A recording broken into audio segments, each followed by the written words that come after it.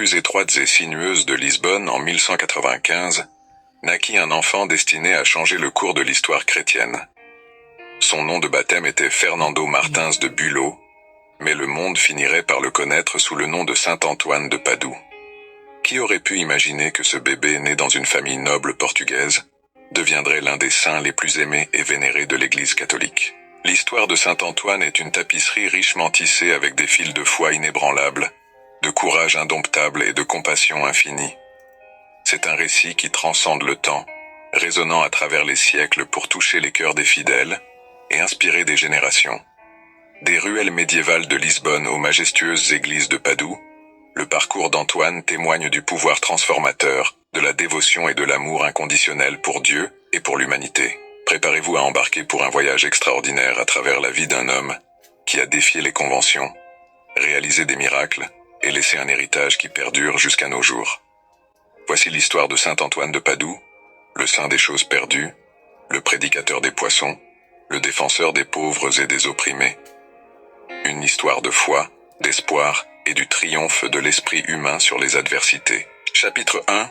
Les premières années à Lisbonne. Le soleil venait à peine de se lever sur les collines de Lisbonne, lorsque les premiers cris d'un nouveau-né résonnèrent dans les murs d'une maison noble du quartier de la Sé. C'était le 15 août 1195, jour de l'Assomption de Notre-Dame, et Fernando Martins de Bulhões venait de naître. Ses parents, Martim de Bulhões et Teresa Taveira, membres de l'aristocratie portugaise, ne pouvaient contenir leur joie en tenant leur premier-né dans leurs bras. L'enfance de Fernando fut privilégiée, mais dès son plus jeune âge, il était évident qu'il n'était pas un enfant ordinaire. Alors que d'autres enfants jouaient avec des épées en bois et rêvaient d'aventures chevaleresques, le jeune Fernando se trouvait souvent sur les marches de la cathédrale de Lisbonne, observant d'un œil curieux les prêtres et les moines qui allaient et venaient. « Maman » demandait-il souvent. « Pourquoi ces hommes portent-ils des vêtements différents? Que font-ils là-dedans » Teresa souriait, percevant l'intérêt précoce de son fils pour les questions spirituelles. « Ce sont des serviteurs de Dieu, mon fils. Ils consacrent leur vie à prier et à s'occuper des nécessiteux. » Ces mots semèrent une graine dans le cœur du jeune Fernando. Une graine qui allait grandir et s'épanouir dans les années à venir. À mesure que Fernando grandissait, son éducation fut confiée aux chanoines de la Sé de Lisbonne. Là, entre les couloirs de pierre et les jardins tranquilles du cloître, il se plongea dans l'étude des Écritures, de la philosophie et des arts libéraux. Son intellect vif et sa mémoire prodigieuse attirèrent rapidement l'attention de ses maîtres. « Ce garçon, » commenta un jour l'un des chanoines, « a le feu du savoir dans les yeux. Il absorbe les leçons comme une éponge absorbe l'eau. » Mais ce n'était pas seulement la connaissance qui attirait Fernando. Au fil des ans, il ressentit un appel de plus en plus fort à consacrer sa vie à Dieu. Les richesses et les privilèges de sa famille noble lui semblaient vides en comparaison avec la richesse spirituelle qu'il entrevoyait dans la vie religieuse. À 15 ans, Fernando prit une décision qui surprit sa famille et ses amis. Il annonça son désir d'entrer dans l'ordre des chanoines réguliers de Saint-Augustin. « Mais mon fils, » protesta son père, « tu as un avenir brillant devant toi. Tu pourrais devenir un noble influent, peut-être même un conseiller du roi. » Fernando, cependant, était résolu. Avec une sagesse au-delà de ses années, il répondit « Père, le royaume que je recherche n'est pas de ce monde. Mon cœur aspire à servir un roi plus grand. » Ainsi, en 1210, à l'âge de 15 ans, Fernando quitta la maison de ses parents et entra au monastère de São Vicente de Fora, à Lisbonne. Ce fut le premier pas d'un voyage qui le mènerait bien au-delà des murs de sa ville natale.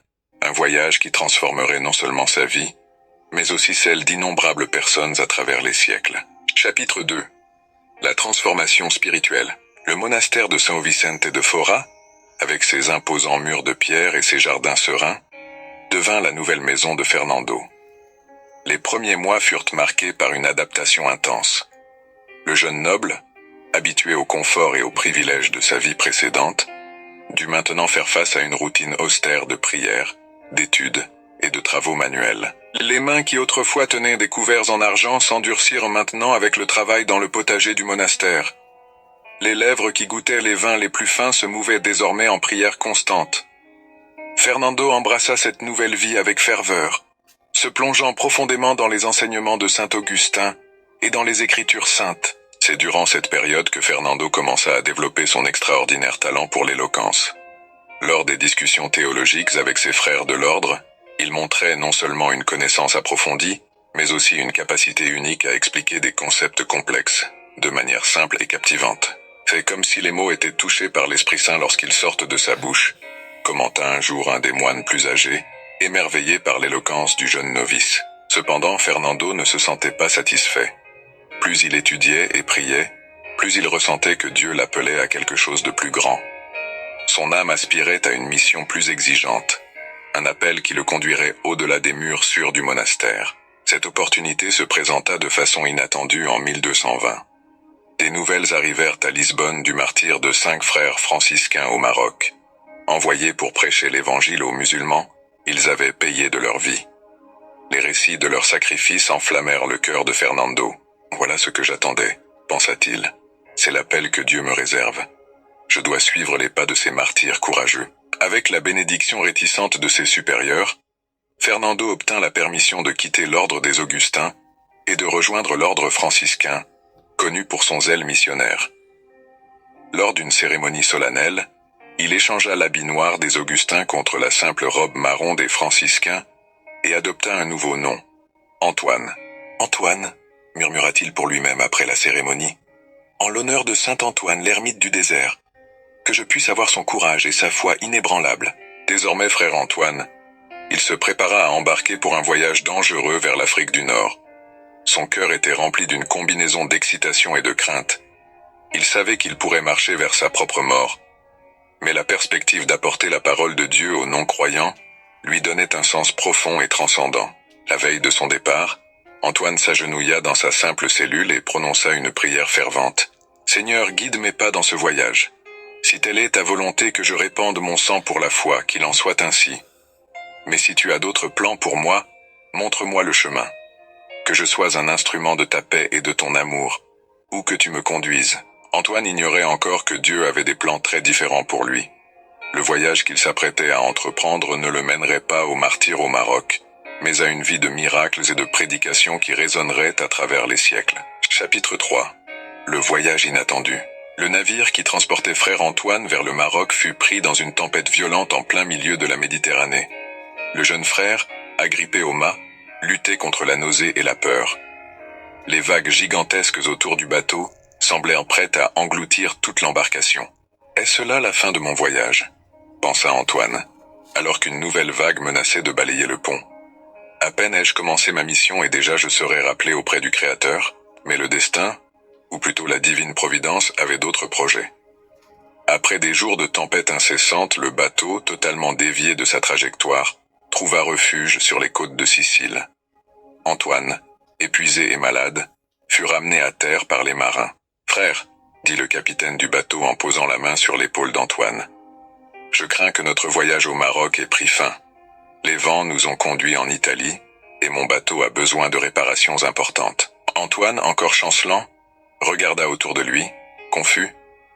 Les collines verdoyantes de Sicile ne ressemblaient en rien aux terres arides du nord de l'Afrique qu'il s'attendait à voir.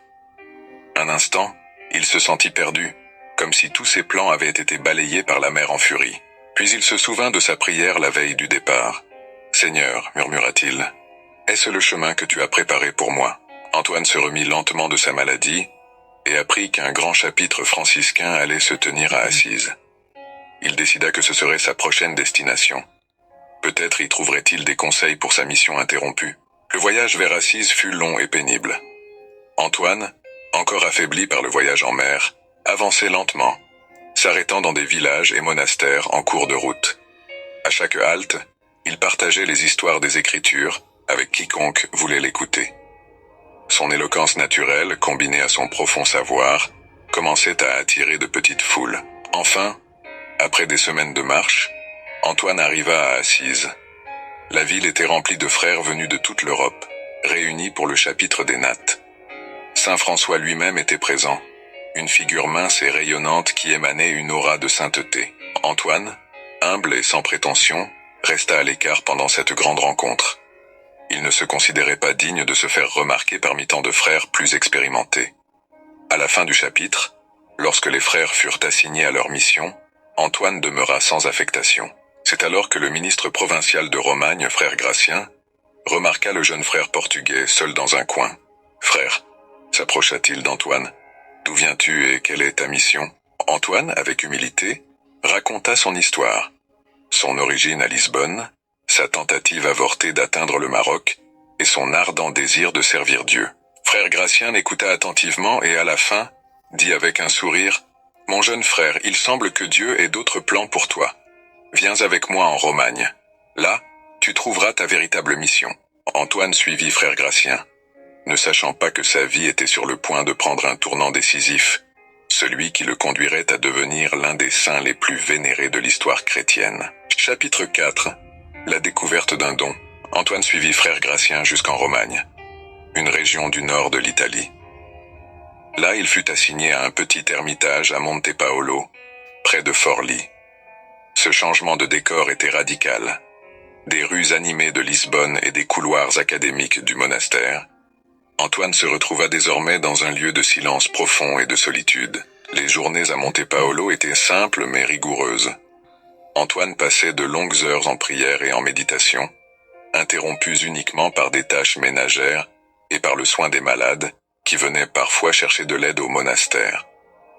Pour quelqu'un qui avait rêvé du martyre et de prêcher dans des terres lointaines, cette vie aurait pu sembler monotone. Cependant, Antoine embrassa cette nouvelle étape avec humilité et dévotion. « Seigneur, priait-il souvent, que ta volonté soit faite. Si tu désires que je serve dans le silence et l'obscurité, qu'il en soit ainsi. » Peu savait Antoine que Dieu préparait son destin pour quelque chose de bien plus grand. Le tournant décisif arriva de manière totalement inattendue. En 1222, une ordination était prévue à Forlì, et des frères franciscains et dominicains étaient présents. Il était prévu qu'un dominicain prêche lors de l'événement, mais pour une raison quelconque, aucun des frères présents n'était prêt à donner le sermon. Le supérieur désespéré regarda autour de lui dans la salle. Ses yeux se posèrent sur Antoine qui était assis silencieusement dans un coin. « Frère Antoine, dit le supérieur, je sais que tu es un homme pieux. Parle-nous, dis ce que l'Esprit Saint met dans ton cœur. » Antoine, surpris par cette demande soudaine, se leva avec hésitation. Pendant un moment, la peur le paralysa. Que pouvait-il dire, lui, simple frère, devant cette assemblée de savants et de religieux expérimentés? Mais il se rappela alors les paroles du Christ à ses disciples. « Ne vous inquiétez pas de ce que vous direz, car à ce moment-là, il vous sera donné ce que vous devrez dire. » Avec un profond soupir, Antoine commença à parler. Au début, sa voix était tremblante, mais à mesure que les mots lui venaient, il gagna en confiance. Il cita les Écritures avec une précision étonnante, tissant un discours de sagesse et de connaissance qui laissa l'auditoire bouche bée. Quand il eut fini de parler, un silence stupéfait s'installa dans la salle. Puis, soudain, des applaudissements éclatèrent, suivis d'exclamations d'émerveillement. « C'est un miracle !» s'écria l'un des frères. « Je n'ai jamais entendu quelqu'un parler avec autant d'éloquence et de sagesse. » Le supérieur, les larmes aux yeux, s'approcha d'Antoine. « Frère, dit-il en prenant les mains d'Antoine dans les siennes, tu as caché un grand don, mais Dieu a choisi ce moment pour le révéler. Désormais, tu dois partager ce don avec le monde. » Ainsi, en un instant, la vie d'Antoine changea pour toujours. Le frère humble et discret devint un prédicateur dont la renommée allait bientôt se répandre dans toute l'Italie et au-delà. Chapitre 5. Le prédicateur des poissons. La nouvelle du don d'Antoine pour la prédication se propagea comme une traînée de poudre. Rapidement, il fut envoyé parcourir l'Italie pour prêcher dans les villes et les villages. Les foules affluaient pour l'écouter, attirées non seulement par son éloquence, mais aussi par la profondeur de sa foi et la clarté avec laquelle il expliquait les vérités complexes de la foi chrétienne. C'est au cours de l'un de ces voyages que se produisit l'un des miracles les plus célèbres associés à saint Antoine. Il était arrivé dans la ville de Rimini, connue pour son scepticisme et sa résistance au message chrétien. Antoine tenta de prêcher sur la place du marché, mais les gens se moquèrent de lui et refusèrent de l'écouter. Découragé mais loin d'être vaincu, Antoine se rendit alors sur la rive de la mer Adriatique. Dans un acte de foi extraordinaire, il se mit à prêcher aux poissons. « Venez, créatures de la mer !» s'exclama-t-il. « Puisque les hommes refusent d'écouter la parole de Dieu, vous serez mes témoins. » À la stupéfaction des quelques curieux qui l'avaient suivi, les poissons commencèrent à émerger des eaux. Petits et grands, ils se rassemblèrent près du rivage, leur tête hors de l'eau comme s'ils écoutaient attentivement le sermon d'Antoine. La nouvelle de ce miracle se répandit rapidement dans la ville. Les habitants, émerveillés, se précipitèrent sur la plage pour voir ce phénomène. Ils virent les poissons rester immobiles, apparemment absorbés par les paroles du frère. Lorsque Antoine termina son sermon, il bénit les poissons, qui retournèrent dans la mer. Se tournant ensuite vers la foule devenue conséquente, Antoine leur dit « Vous avez vu comment ces créatures sans raison montrent de la révérence pour la parole de leur Créateur. Ne devriez-vous pas, vous qui êtes créés à l'image de Dieu, montrer au moins la même disposition ?» Émus par ce miracle et par les paroles d'Antoine, les habitants de Rimini se repentirent de leur dureté de cœur. Beaucoup se convertirent ce jour-là, et la ville, autrefois hostile au message chrétien, devint réceptive à la prédication d'Antoine. Ce miracle, connu sous le nom de la prédication aux poissons, devint l'un des plus célèbres associés à saint Antoine.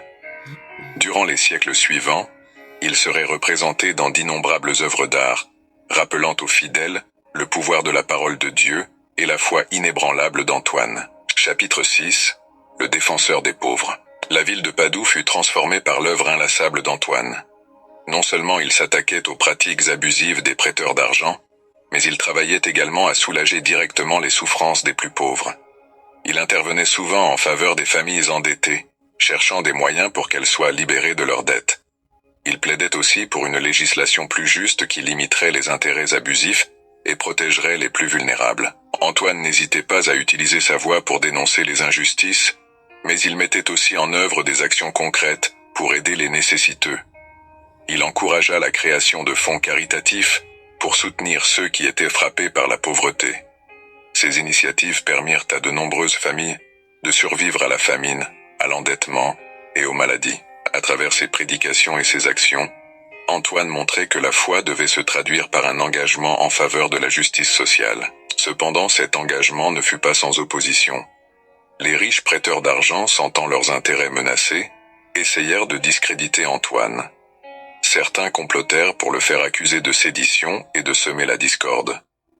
Pourtant, la réputation d'Antoine était telle que ces accusations tombèrent rapidement, et sa popularité auprès du peuple ne fit que grandir. Les efforts d'Antoine aboutirent finalement à des changements durables. Sous la pression populaire, les autorités locales promulguèrent des lois limitant les taux d'intérêt et protégeant les débiteurs contre les abus. Ce fut une victoire pour la cause de la justice sociale, et Antoine devint une figure symbolique de la lutte contre l'oppression des pauvres. Antoine considérait ces victoires comme une expression de la miséricorde de Dieu. Pour lui, la foi ne pouvait pas être dissociée de l'amour du prochain. Il enseignait que le véritable disciple du Christ devait non seulement prier, mais aussi agir pour soulager la souffrance et rétablir la justice dans le monde. L'engagement d'Antoine pour les pauvres et les opprimés devint l'un des aspects les plus durables de son héritage. Il montra que la religion n'était pas simplement une affaire de rituel, mais qu'elle impliquait une profonde responsabilité sociale. Ses actions inspirèrent de nombreux autres religieux à travers les siècles, à embrasser des causes similaires et à poursuivre des réformes sociales, suivant ainsi l'exemple du défenseur des pauvres. Avec ce chapitre, nous voyons que l'héritage d'Antoine ne réside pas seulement dans ses prédications ou ses miracles, mais dans son engagement concret à défendre les plus vulnérables et à travailler pour un monde plus juste. Chapitre 7. Le thaumaturge de Padoue. La réputation d'Antoine en tant que prédicateur et défenseur des pauvres se répandit rapidement à travers toute l'Italie et au-delà. Mais bientôt, un autre titre allait s'ajouter à ceux déjà établis, celui de thaumaturge, ou faiseur de miracles. Les miracles attribués à Antoine de son vivant furent nombreux et divers. L'un des plus célèbres eut lieu dans la ville de Ferrare. Un jeune noble local, rongé par la culpabilité et le désespoir après avoir commis un grave péché, vint se confesser à Antoine. Celui-ci l'écouta avec compassion et lui donna l'absolution. Cependant, le jeune homme ne parvenait pas à croire que Dieu l'avait réellement pardonné. « Père, dit-il, les larmes aux yeux, mon péché est trop grand.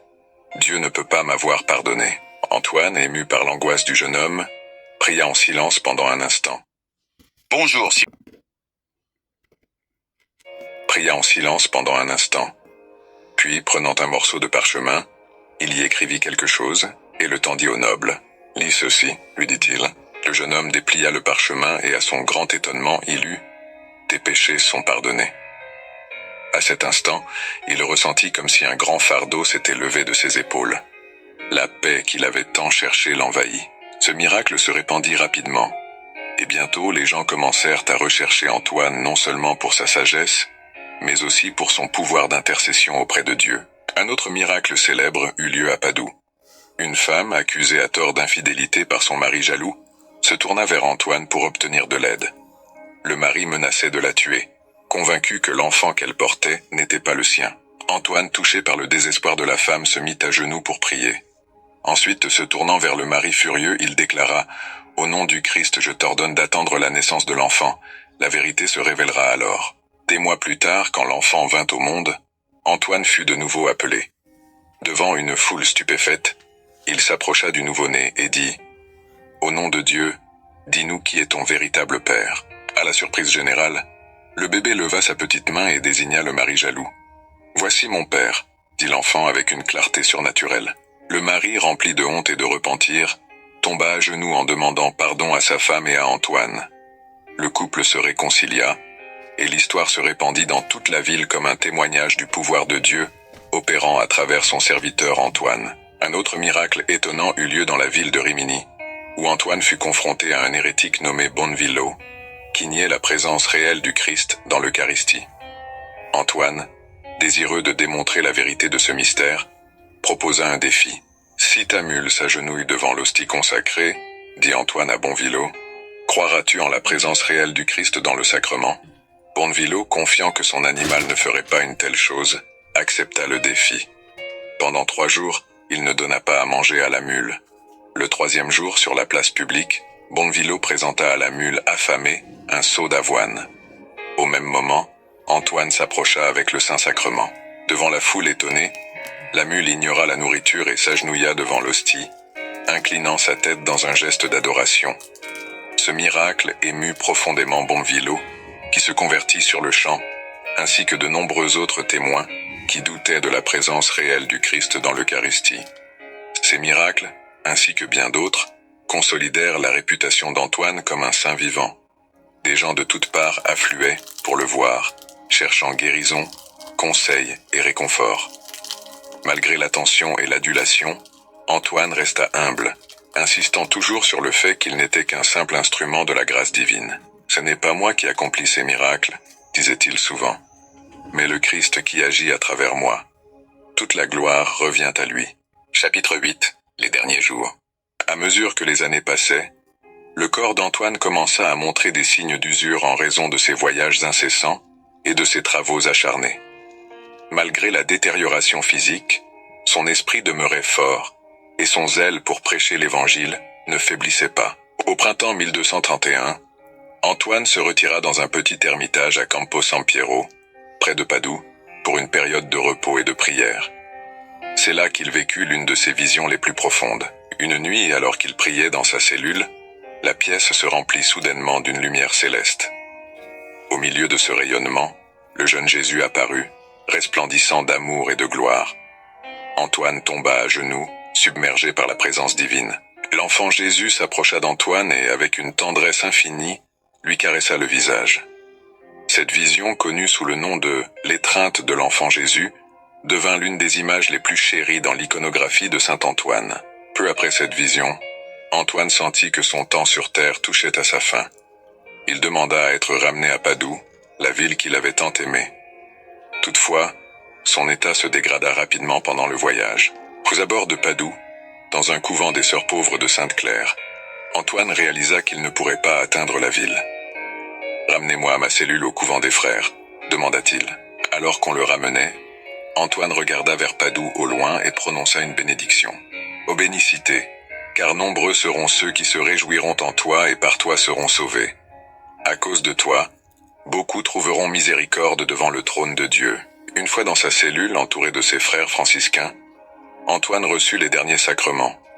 Un sourire paisible illumina son visage tandis qu'il regardait vers le ciel, comme s'il contemplait quelque chose de merveilleux. « Je vois, mon Seigneur, » murmura-t-il. Et sur ces mots, Antoine rendit son dernier souffle. C'était le 13 juin 1231. Il avait seulement 36 ans. La nouvelle de sa mort se répandit rapidement dans Padoue et ses environs. une vague de chagrin envahit la ville. Riches et pauvres, jeunes et vieux, tous pleuraient la perte de celui qu'ils considéraient comme leur saint protecteur. Le jour de ses funérailles, les rues de Padoue furent envahies par une foule immense. Les gens s'alignaient le long des rues, beaucoup pleurant ouvertement, tandis que le corps d'Antoine était porté en procession vers son lieu de repos final. Même dans la mort, on dit qu'Antoine continua d'accomplir des miracles. De nombreux témoins affirmèrent avoir été guéris ou avoir reçu des bénédictions, simplement en s'approchant de son corps ou en touchant son cercueil. Moins d'un an après sa mort, le 30 mai 1232, le pape Grégoire IX, impressionné par les innombrables miracles attribués à Antoine et par la dévotion populaire, le canonisa. Ce fut l'une des canonisations les plus rapides de l'histoire de l'Église, témoignage de la vie extraordinaire et de l'impact durable de ce humble frère de Lisbonne. Chapitre 9. L'héritage de saint Antoine. La mort d'Antoine marqua le début d'une nouvelle phase dans son influence. Sa tombe à Padoue devint rapidement un lieu de pèlerinage, attirant des fidèles de toute l'Europe. Les miracles attribués à son intercession continuèrent de se multiplier, et sa renommée comme saint puissant et compatissant grandit chaque année. En 1263, lorsque son corps fut exhumé pour être transféré dans une nouvelle basilique construite en son honneur, on découvrit que sa langue était restée incorruptible, rouge et fraîche, comme si elle était encore vivante. Ce phénomène fut interprété comme un signe divin, témoignage de l'éloquence et de la sagesse avec lesquelles Antoine avait prêché la parole de Dieu. Au fil des siècles, la dévotion à saint Antoine se répandit dans le monde entier. Il est principalement connu comme le saint patron des choses perdues, une association née d'un incident de sa vie où un novice avait volé son psautier, livre des psaumes, et l'avait ensuite rendu après qu'Antoine eut prié pour sa récupération. Cependant, l'héritage d'Antoine va bien au-delà de la simple recherche d'objets perdus. Il est vénéré comme le protecteur des pauvres et des opprimés, en souvenir de son combat acharné pour la justice sociale. Les marins l'invoquent comme protecteur contre les naufrages, se souvenant de son propre voyage périlleux en mer. Les femmes stériles le prient pour obtenir l'intercession divine pour concevoir, inspirée par les nombreux miracles liés aux enfants qui lui sont attribués. Dans le domaine académique, Antoine est reconnu comme docteur de l'Église, un titre réservé aux saints ayant apporté une contribution significative à la théologie ou à la doctrine chrétienne. Ses sermons, combinant une profonde connaissance des Écritures et une compréhension pratique des besoins humains, continuent d'être étudiés et admirés à ce jour. La basilique Saint-Antoine à Padoue, connue affectueusement sous le nom de Il Santo par les habitants, est devenue l'un des sanctuaires les plus visités du monde chrétien. Chaque année, des millions de pèlerins viennent prier devant la tombe d'Antoine et toucher les murs de sa chapelle, un geste censé apporter des bénédictions spéciales. Mais peut-être que l'héritage le plus durable d'Antoine réside dans l'inspiration qu'il continue de fournir à des millions de personnes dans le monde entier. Sa vie est un témoignage du pouvoir transformateur de la foi, de l'importance de la compassion et de la justice, et de l'impact qu'une vie entièrement dédiée à Dieu peut avoir sur le monde. Comme l'a dit le pape Léon XIII, Saint Antoine est le saint du monde entier. Partout on l'invoque, partout on le vénère, partout on le trouve. Ainsi, près de 8 siècles après sa mort, Saint Antoine de Padoue reste une figure vivante dans la foi et la dévotion de millions de personnes. Sa vie nous rappelle que la véritable sainteté ne consiste pas à accomplir des exploits grandioses, mais à vivre chaque jour avec amour, compassion et fidélité envers Dieu et son prochain,